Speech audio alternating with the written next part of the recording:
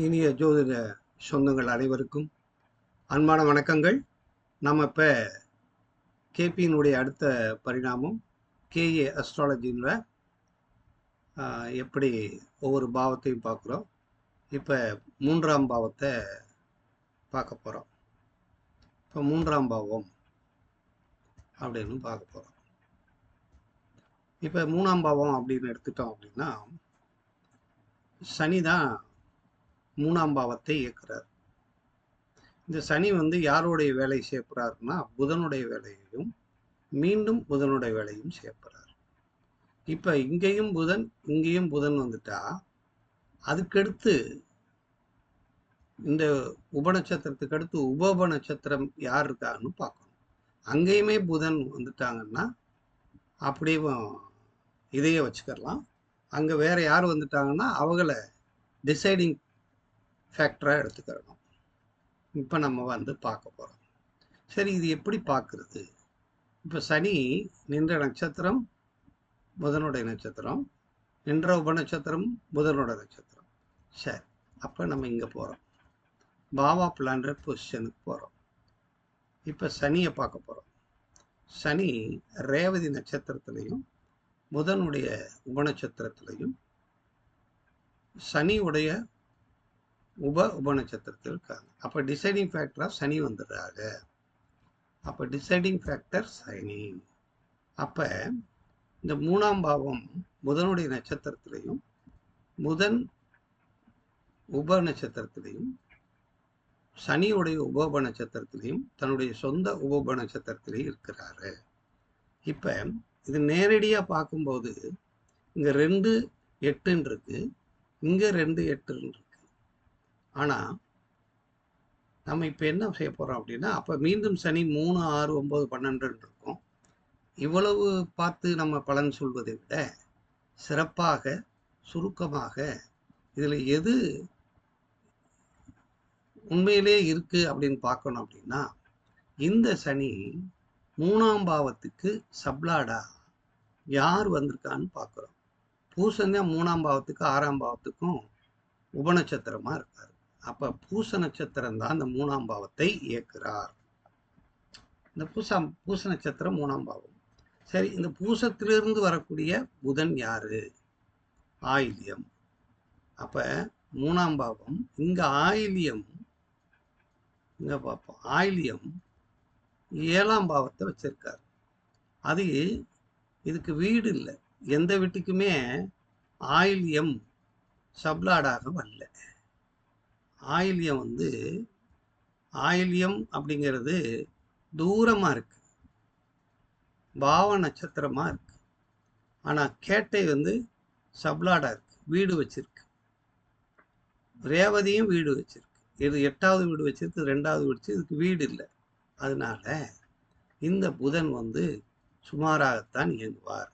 அப்ப இது எந்த ஆயில்யம் 7ஆம் பாவமா வச்சிருக்கு. ஆனா இங்க 2 நாளா இருக்கு. உண்மையிலே ஆக்சுவலா 3ஆம் பாவம் 7ஆம் பாவத்தை கையில் வைத்துள்ளது. இந்த ஆயில்யத்துக்கு அடுத்து வரக்கூடிய ஆயில்யம் தான். ஆயில்யத்துக்கு அடுத்து வரக்கூடிய சனி யாரு? ஆயில்யத்துக்கு அடுத்து சனி வர்றது யாரு வருவா? அனுசம். அப்ப அனுச என்ன வச்சிருக்காங்கன்னு பார்க்கணும். அனுச சனி 9. அப்ப இந்த 3ஆம் பாவம் இங்க புதன் 7ஆம் பாவமாகவும் இது 9ஆம் பாவமா இருக்கு. அப்ப 3ஆம் பாவத்தை பத்தி நம்ம எப்படி பலன் எடுக்கலாம்? 3ஆம் பாவம் என்பது அவருடைய மனப்பாங்கு, மனசு, அவருடைய முயற்சி. அப்ப இவர் எப்படிப்பட்ட மனநிலை உடையவர் அப்படின்னா 7ஆம் பாவமும் 9ஆம் பாவமும். 7ஆம் பாவங்கிறது சமுதாயம், பிறரோட பழகிறது. 9ஆம் பாவங்கிறது 7ஆம் பாவத்துக்கு அடுத்த பரிணாமமான பாவம். அது ஆராய்ச்சி மனப்பான்மை உள்ள மனசு. 9 அதிக தெய்வ நம்பிக்கை உள்ளது, அப்பா மேல அதிகமான நம்பிக்கை உடையது. அப்ப இந்த ஜாதகர், இந்த குழந்தை நட்பு விஷயத்திலையும் நம்பிக்கைகளையும் அப்பா மேலையும் மனசு இருக்கும். அப்ப எப்படிப்பட்ட மனதாக இருக்கிறது? மனம் ஏதாவது இங்க மனசு கெட்டு போயிருக்கா? இல்லை. மனசு 3ஆம் பாவம், 3ஆம் பாவம் 7ஆம் பாவம், 3ஆம் பாவத்திலிருந்து 7ஆம் பாவம் 5ஆம் பாவமா வருது. மனசு எப்படி இருக்கோ அது சிறப்பாக இயங்கும். அதுக்கு 9ஆம் பாவம், அங்கிருந்து 7ஆம் பாவம் பகிர்ந்து கொள்ளக்கூடியதாக இருக்கிறது அப்படின்னு அர்த்தம். அப்ப இது ஒன்றோடு ஒன்று தொடர்புடையதாகத்தான் இருக்கு. ஒரே ஃபேமிலி மாதிரி தான் இருக்கு. அப்ப மனநிலை, இந்த ஜாதகருடைய மனநிலை சிறப்பான மனநிலையாக இருக்கு. அது சனியா இருக்கிறதுனால விசுவாசமான மனநிலை. விசுவாசமானது சனிங்கிறது யோசித்து நிதானமாக செய்யக்கூடிய மனநிலை உடையது அப்படின்னு நம்ம பலன் இருக்கு. இப்ப இது வந்து மேலோட்டமா நம்ம பார்த்துட்டோம். இதையும் உள்ள மறுபடியும் இந்த புதனை போய் பிரிக்கணும், அந்த சனியையும் பிரிக்கணும். இந்த புதனை ஆயிலியத்தையும் பிரிக்கணும், அந்த அனுசத்தையும் பிரிக்கணும். அப்படி பிரித்து அதுக்கடுத்துத்தான் அந்த தொடர்பை நாம் எடுக்கணும், இதனுடைய பலன் எடுக்கணும் அப்படிங்கிறத நீங்கள் நல்லா புரிஞ்சுக்கோங்க. இப்போ மீண்டும் இன்னொரு தடவை சொல்கிறேன். இது வந்து கிரக நிலை, இது கிரக தொடர்புகள், இது பாவ தொடர்புகள். இது 12 பாவங்கள் எந்தெந்த கிரகங்களை வச்சிருக்கு. இங்கே நிறைய பாவங்களாக இருக்குது.